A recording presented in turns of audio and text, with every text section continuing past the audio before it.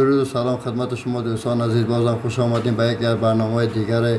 برنامه است که سوشال میدیا نظر و تقاضای بعضی از دوستان خواستیم امروز یک ویدیو آموزشی درباره ساخت اکانت یوتیوب برای شما آموزش دهیم. در قدم نخست در منوی تلفنتان رفته گزینه یوتیوب را انتخاب میکنید و بعد از آن این طور یک صفحه برای شما باز می شود. اگر از قبل جیمیل اکانت دارین شما میتونید در قسمت ایمیل و فون درج نموده سپس کودتان را بزنین و یوتیوب اکانت شما فعال میگردد. اگر ندارین لطفا ویدیو ما را تعقیب کنین.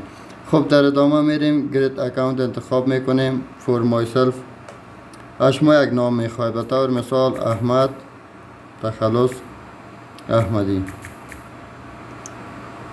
با معذرت سال 2000 انتخاب میکنیم، روز 05 و ماه مارچ. خانم آقا گزینه دوم آقا انتخاب کرده و گزینه نکس میزنیم. شما اینجا میخواهید که ایمیل یک ایمیل دایر کنید. چون احمد بود میزنیم احمد احمدی 09 یا 0912 کلیک میکنیم.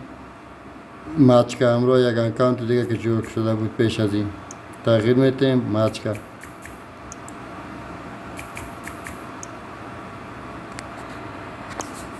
گزینه نکست میزنیم.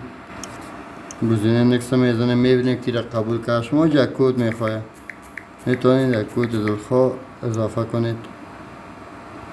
بعد شماره تلفن، چون ما پیش شماره تلفنی نیست که فعلا اد کنم اسکیپ میگم، اما اگر شما اد کنید خوبتر است. اگر کدام وقت با اکانتتون کدام مشکل پیش بیاید شما میتونید از طریق همین شماره موبایل که دیگه جوین کردین همون مشکل برطرف بسازین. خوب نکست اسکیپ میکنیمش. طوری که میبینین اکانت ما جور شد. گزینه نکست قوانین یوتیوب است که باید بخونین. بعد از او اگری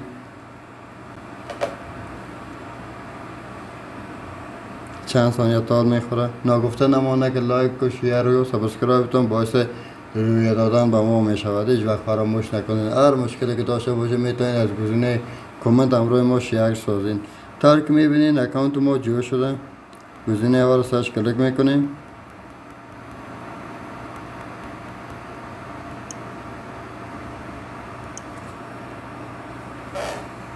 اکانت ما جور شد